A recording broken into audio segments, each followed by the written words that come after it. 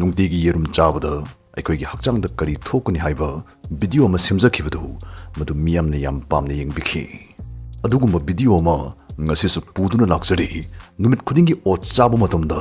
ꯑꯩꯈꯣꯏꯒꯤ ꯍꯛꯆꯥꯡꯗ ꯀꯔꯤ ꯊꯣꯛꯀꯅꯤ?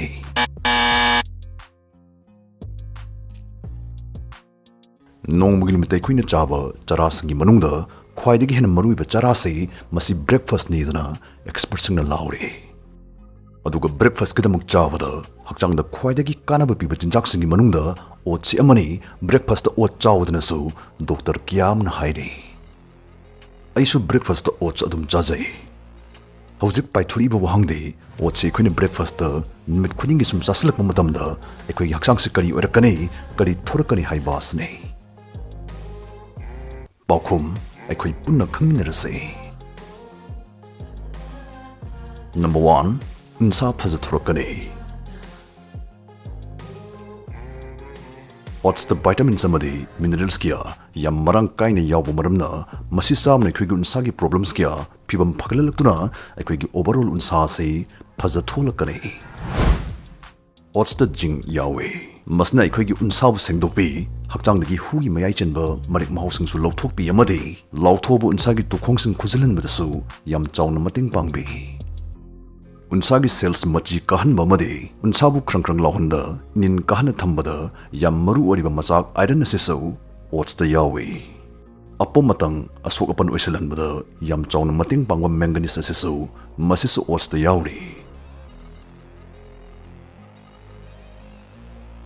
ꯅꯝꯕꯔ 2, ꯑꯗꯣꯝꯒꯤ ꯃꯁꯜꯁꯤꯡꯒꯤ ꯈ꯭ꯋꯥꯏꯗꯒꯤ ꯄꯥꯝꯖꯕꯤ ꯄ꯭ꯔꯣꯇꯤꯟꯁ ꯑꯣꯠꯁꯇꯒꯤ ꯐꯪꯒꯅꯤ꯫ ꯑꯗꯣꯝꯒꯤ ꯍꯛꯆꯥꯡꯅ ꯅꯣꯡꯃꯗ ꯗꯔꯀꯥꯔ ꯑꯣꯏꯕ ꯄ꯭ꯔꯣꯇꯤꯟ ꯆꯥꯡꯗꯨꯒꯤ ꯆꯥꯗ 15%ꯗꯤ ꯑꯣꯠꯁꯀꯤ ꯕ꯭ꯔꯦꯛꯐꯥꯁꯠꯇꯒꯤ ꯑꯗꯣꯝꯅ ꯏꯔꯥꯏ ꯂꯥꯏꯅ ꯐꯪꯕ ꯉꯝꯒꯅꯤ꯫ ꯑꯗꯣꯝꯕꯨ ꯃꯇ꯭ꯔꯪ ꯀꯥꯍꯟꯕꯗ ꯆꯪꯕ ꯄ꯭ꯔꯣꯇꯤꯟꯁꯤ ꯈꯛ ꯅꯠꯇꯅ ꯑꯗꯣꯝꯒꯤ ꯍꯛꯆꯥꯡꯅ ꯗꯔꯀꯥꯔ ꯑꯣꯏꯔꯤꯕ ꯀꯥꯔꯕꯣꯍꯥꯏꯗ꯭ꯔꯦꯠꯁ ꯑꯃꯁꯨꯡ ꯐꯦꯠꯁꯨ ꯑꯣꯠꯁꯇꯒꯤ ꯂꯥꯏꯅ ꯐꯪꯒꯅꯤ꯫ ꯀꯥꯔꯕꯣꯍꯥꯏꯗ꯭ꯔꯦꯠꯁꯅ ꯑꯩꯈꯣꯏꯗ ꯁꯛꯇꯤ ꯄꯤ, ꯑꯗꯨꯅꯅꯤ ꯌꯣꯠ ꯁꯥꯟꯅꯕꯁꯤꯡꯅꯒ ꯌꯣꯠ ꯁꯥꯟꯅꯔꯝꯗꯥꯏꯗ ꯃꯣꯏꯅ ꯑꯣꯠꯁꯤ ꯌꯥꯝ ꯄꯥꯝꯅ ꯆꯥꯅꯔꯤꯕ꯫ ꯇꯣꯡꯁꯥꯒꯤ ꯃꯁꯤꯡꯁꯤꯡ ꯅꯧꯅ ꯁꯨꯡꯒꯠꯄꯗ ꯊꯨꯒꯠꯍꯟꯕ ꯚꯥꯏꯇꯥꯃꯤꯟ E, ꯑꯦꯟꯇꯤꯑꯣꯛꯁꯤꯗꯦꯟꯠꯁ ꯑꯃꯗꯤ ꯒ꯭ꯂꯨꯇꯥꯃꯤꯟꯁꯨ ꯑꯣꯠꯁꯇ ꯌꯥꯎꯏ꯫ ꯅꯨꯡꯉꯥꯏꯕ ꯄꯥꯎꯖꯦꯜ ꯁꯛꯁꯦꯁ ꯐꯦꯃꯤꯂꯤ ꯋꯥꯔꯜꯗꯒꯤ ꯒꯣꯜꯗꯟ ꯑꯦꯖ ꯄ꯭ꯔꯣꯖꯦꯛꯇ ꯃꯦꯝꯕꯔ ꯑꯣꯏꯕꯤꯔꯒ ꯐꯖꯔꯕ ꯄ꯭ꯔꯣꯖꯦꯛ ꯑꯁꯤ ꯑꯗꯣꯝꯒꯤ ꯐ꯭ꯔꯦꯟꯁꯤꯡꯗ ꯁꯤꯌꯔ ꯇꯧꯕꯤꯗꯨꯅ ꯅꯣꯡꯃꯗ ₹5K ꯑꯃꯁꯨꯡ ꯊꯥꯗ ₹1.5 lakhs ꯌꯥꯝ ꯂꯥꯏꯅ ꯐꯤꯛꯁ ꯏꯟꯀꯝ ꯂꯥꯏꯐꯇꯥꯏꯝ ꯇꯥꯟꯕꯤꯌꯨ꯫ ꯏ-ꯀꯃꯔꯁ ꯄ꯭ꯔꯣꯖꯦꯛ ꯑꯁꯤꯅ ꯄꯤꯔꯤꯕ ꯈꯨꯗꯣꯡꯆꯥꯕꯁꯤꯡ ꯉꯁꯤꯃꯛ ꯂꯧꯕꯤꯍꯧ꯫ ꯄ꯭ꯔꯣꯖꯦꯛ ꯑꯁꯤꯗꯒꯤ ꯑꯗꯣꯝ ꯃꯈꯜ ꯃꯊꯦꯜ ꯈꯨꯗꯣꯡꯆꯥꯕꯁꯤꯡ ꯐꯪꯕꯤꯒꯅꯤ꯫ ꯈꯨꯗꯝ ꯑꯣꯏꯅ ꯃꯣꯕꯥꯏꯜ ꯔꯤꯆꯥꯔꯖ ꯇꯧꯕ ꯃꯇꯝꯗ 3% ꯑꯦꯗꯚꯥꯟꯁ ꯀꯦꯁꯕꯦꯛ ꯐꯪꯕꯤꯒꯅꯤ꯫ ꯀꯥꯟꯅꯔꯕ ꯄ꯭ꯔꯣꯖꯦꯛ ꯑꯁꯤꯒꯤ ꯃꯔꯝꯗ ꯑꯀꯨꯞꯄ ꯈꯪꯕꯤꯅꯤꯡꯕꯁꯤꯡꯅ ꯁ꯭ꯀ꯭ꯔꯤꯟꯗ ꯍꯥꯞꯆꯔꯤꯕ ꯅꯝꯕꯔꯁꯤꯡꯁꯤꯗ ꯊꯤꯟꯊꯗꯅ ꯄꯥꯎ ꯐꯥꯎꯕꯤꯔꯛꯎ꯫ ꯋꯥꯟ ꯑꯣꯐ ꯗ ꯕꯦꯁꯠ ꯑꯃꯗꯤ ꯏꯖꯤꯌꯦꯁꯠ ꯑꯣꯏꯔꯕ ꯂꯥꯏꯐꯇꯥꯏꯝ ꯑꯔꯅꯤꯡ ꯀꯔꯤꯌꯔꯒꯤ ꯈꯨꯗꯣꯡꯆꯥꯕ ꯑꯁꯤ ꯂꯦꯝꯅ ꯃꯥꯡꯍꯜꯂꯣꯏꯁꯤ꯫ ꯍꯧꯖꯤꯛꯃꯛ ꯚꯤꯖꯤꯠ ꯇꯧꯕꯤꯕꯁꯨ ꯌꯥꯒꯅꯤ www.sfworld.in꯫ ꯅꯝꯕꯔ 3, ꯑꯣꯠꯁ ꯆꯥꯕꯅ ꯍꯛꯆꯥꯡꯗ ꯀꯥꯟꯅꯈ꯭ꯔꯕ ꯑꯦꯟꯇꯤꯑꯣꯛꯁꯤꯗꯦꯟꯠꯁꯤꯡ ꯏꯊꯛ ꯀꯥꯜꯂꯛꯏ꯫ ꯑꯦꯟꯇꯤꯑꯣꯛꯁꯤꯗꯦꯟꯠꯁ ꯕꯨꯁꯠ ꯇꯧꯏ꯫ BP ꯋꯥꯡꯕ ꯅꯦꯝꯊꯍꯟꯕ, ꯍꯛꯆꯥꯡꯗ ꯆꯤꯛꯄ ꯁꯥꯕ ꯑꯃꯗꯤ ꯐꯨꯔꯤ ꯐꯨꯅꯥꯏ ꯍꯟꯊꯍꯟꯕ ꯉꯝꯕ ꯑꯦꯟꯇꯤꯑꯣꯛꯁꯤꯗꯦꯟꯠꯁ ꯑꯣꯠꯇ ꯌꯥꯝ ꯃꯔꯥꯡ ꯀꯥꯏꯅ ꯌꯥꯎꯏ꯫ ꯑꯦꯟꯇꯤꯑꯣꯛꯁꯤꯗꯦꯟꯠꯁꯤꯡꯁꯤꯗ ꯃꯣꯏꯗ ꯕꯦꯇꯥ ꯒ꯭ꯂꯨꯀꯟ ꯀꯧꯕ ꯃꯆꯥꯛ ꯑꯃ ꯌꯥꯎꯕꯅ ꯃꯣꯏꯁꯤ ꯌꯥꯝ ꯃꯔꯨ ꯑꯣꯏꯔꯤꯕꯅꯤ꯫ ꯃꯁꯤꯅ ꯕ꯭ꯂꯗ ꯁꯨꯒꯔ ꯅꯦꯝꯊꯍꯜꯂꯤ ꯑꯃꯗꯤ ꯅꯥꯏꯇ꯭ꯔꯤꯛ ꯑꯣꯛꯁꯥꯏꯗ ꯄꯨꯊꯣꯛꯄꯒꯤ ꯆꯥꯡ ꯋꯥꯡꯈꯠꯍꯜꯂꯤ꯫ ꯁꯤꯒꯤ ꯒꯦꯁꯅ ꯏ ꯎꯇꯣꯡꯁꯤꯡ ꯁꯟꯗꯣꯛ ꯆꯥꯎꯊꯣꯛꯍꯟꯗꯨꯅ ꯏꯒꯤ ꯈꯣꯡꯖꯦꯜ ꯐꯒꯠꯍꯜꯂꯤ꯫ ꯃꯁꯤꯗ ꯅꯠꯇꯅ ꯕꯦꯇꯥ ꯒ꯭ꯂꯨꯀꯟ ꯑꯁꯤꯅ ꯑꯩꯈꯣꯏꯒꯤ ꯍꯛꯆꯥꯡꯗꯒꯤ ꯀꯣꯂꯦꯁꯇꯦꯔꯣꯜ ꯆꯥꯡꯁꯨ ꯍꯟꯊꯍꯜꯂꯤ, ꯑꯗꯨꯒ ꯍꯛꯆꯥꯡꯗ ꯌꯥꯎꯕ ꯑꯐꯕ ꯕꯦꯛꯇꯦꯔꯤꯌꯥꯒꯤ ꯆꯥꯡꯁꯨ ꯌꯥꯝꯈꯠꯍꯜꯂꯤ꯫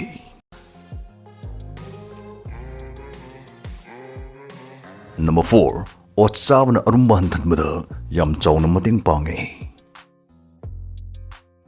ꯑꯣꯠ ꯆꯥꯕꯅ ꯑꯗꯣꯝꯕꯨ ꯄꯨꯛ ꯌꯥꯝ ꯀꯨꯏꯅ ꯊꯜꯂꯒ ꯂꯩꯍꯟꯕꯗ ꯅꯠꯇꯅ ꯑꯗꯣꯝꯒꯤ ꯕ꯭ꯂꯗ ꯁꯨꯒꯔ ꯂꯦꯚꯦꯜꯁꯨ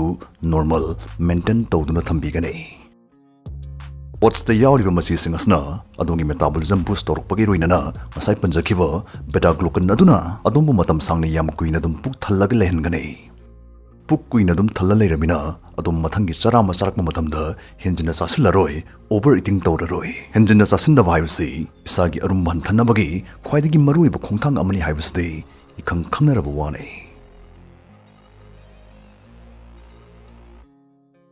ꯅꯝꯕꯔ 5, ꯑꯣꯠꯁ ꯆꯥꯕꯅ ꯑꯗꯣꯝꯒꯤ ꯀꯣꯂꯦꯁꯇꯦꯔꯣꯜ ꯌꯥꯝ ꯃꯐꯝ ꯈꯪꯅ ꯍꯟꯊꯍꯜꯂꯛꯀꯅꯤ꯫ ꯀꯣꯂꯦꯁꯇꯦꯔꯣꯜꯒꯤ ꯃꯇꯥꯡꯁꯤ ꯉꯁꯥꯏꯁꯨ ꯃꯊꯛꯇ खरदी पंजखरे अदुबु खरगेन कुप्थना खंगमिनौसे ओत्ता यावरिबो लिनोलिक एसिड अमदी सोलबल फाइबर्सना ट्राइग्लिसराइड्स अमदी इदे यावो फतबो कोलेस्टेरोल की चांग नेमथनबदा याम चावना मतेंग पांगबे पनबे याय सिगी फतबो कोलेस्टेरोलसनने स्लिन दाउड इन्फ्लेमेशन थोनबा स्ट्रोक नत्रगा हार्ट अटैक तोरप याबगी रिस्क वांखटहलिबसे अदुबु ओट्स चांग याम नाइना चावना सिगी हारिबा रिस्क से थोरप याबगी ओइथोपसे चांग याम नेमथले हाइरे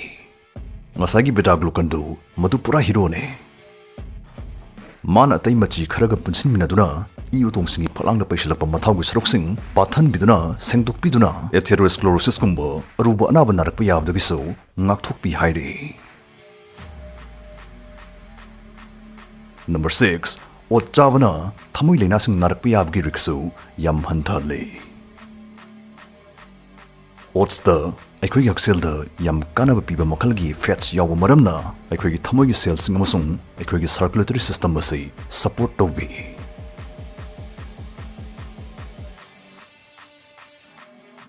Number 7 चाब तुंब मदि खोंग हामग मरी लेनब प्रॉब्लम संगदगे ओट्स नदुंबु लापथोलप ngame. एक्सपर्ट्स सिंगना हाइरी नोंगमदे यामद्रबदा डाइटरी फाइबर से ग्राम 15 दगी 35 फाउदी चाव चाब तुंब मदि खोंग हामदे chapli थांगक्तनबा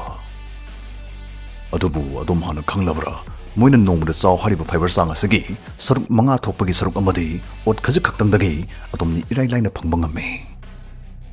IBS irregular bowel movements खोंग हामबा बेरा तोगनबा अमांगबा येखतकन बसिंग ओट्सदगी यम मफम खंगबा कानबा सोइदना फंगने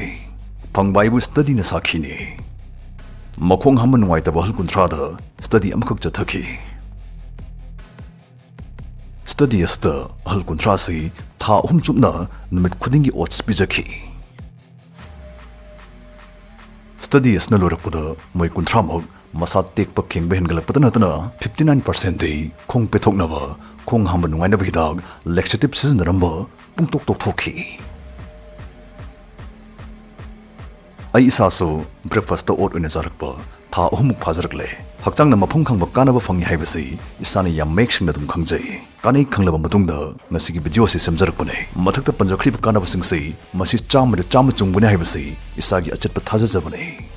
ब्रेकफास्ट तनग उतिगा चारिंगी मतमददि हक्चांग से अपुनरमबने हौजिकति युमथक्ता क्वेश्चन चनिंगबा फावरे अदोमसु हयंग युकी ब्रेकफास्ट थगी ओट चाबा होबिदुना ओट्सनै खोइ म्युइबगी हक्चांग पीरिबा कानबा सिंगसि लौबि हो